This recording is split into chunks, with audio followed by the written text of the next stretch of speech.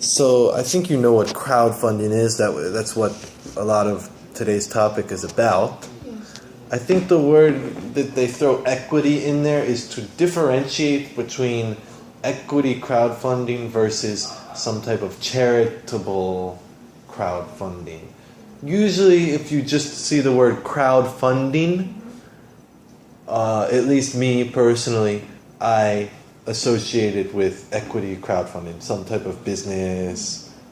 They are raising money to make some type of profit, or to make some company, or to make some product, or something like that. Also, I guess it can be defined as crowdfunding, but you like some type of charitable crowdfunding or something.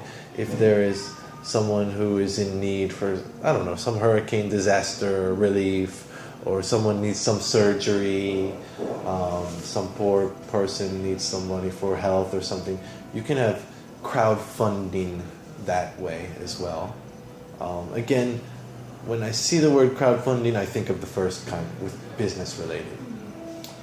And that's what equity is talking about, equity in the business or your product that you're making. Number 2, financial meltdown. Meltdown means collapse, right? So this is used many times to talk about the economy as a whole. You know, in 2008 there was a kind of worldwide financial meltdown, or in the Great Depression in the 1928 or whatever, there was a financial meltdown.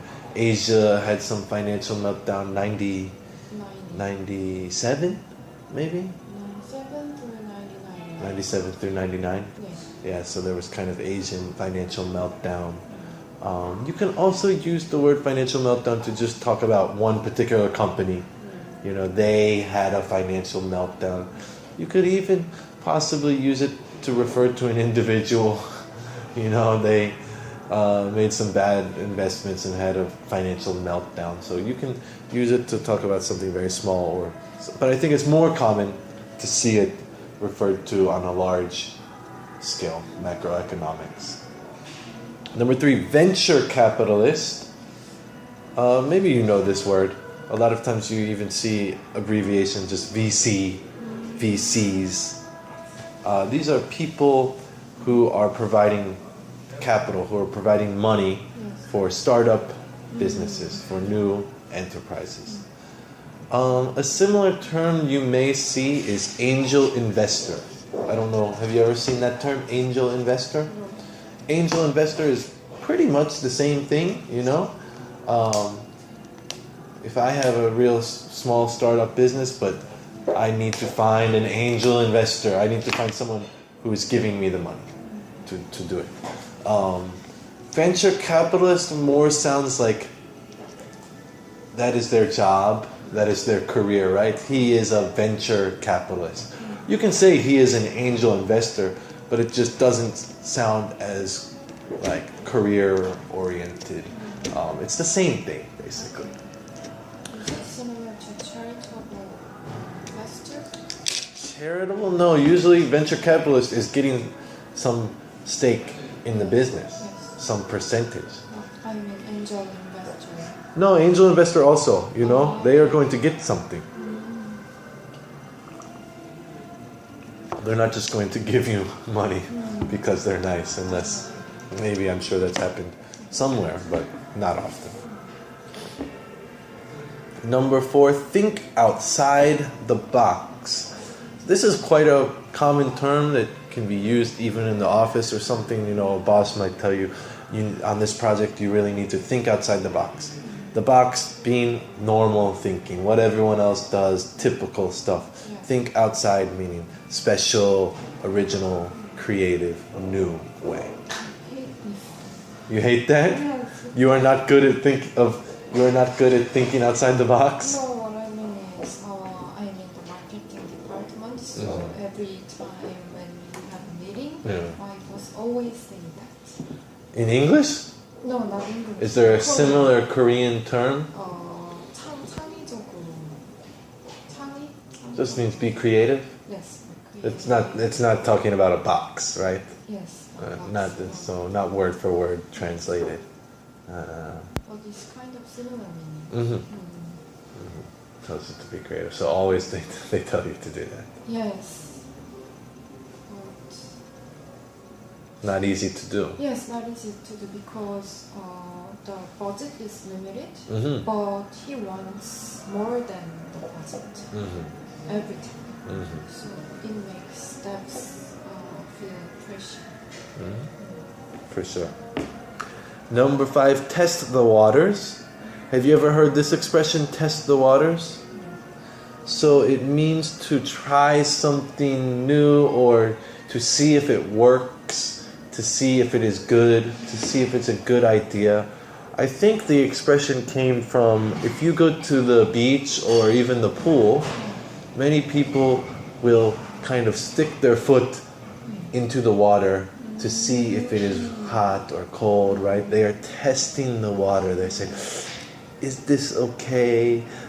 Should I get in? Is it hot? Is it cold? Will it work? So this kind of expression means to test the waters. If there's a new product, you might just release the product only in New York and LA and see how it does. Or maybe you might want to do it in a small market. You might only introduce it in North Carolina and Kansas or something really random like that. To test the waters, see if it works. So for a new product or, so many examples if you're just not jumping completely in, like literally, like again, like into the water, you can kind of think. You're not jumping in immediately and going full out and full throttle.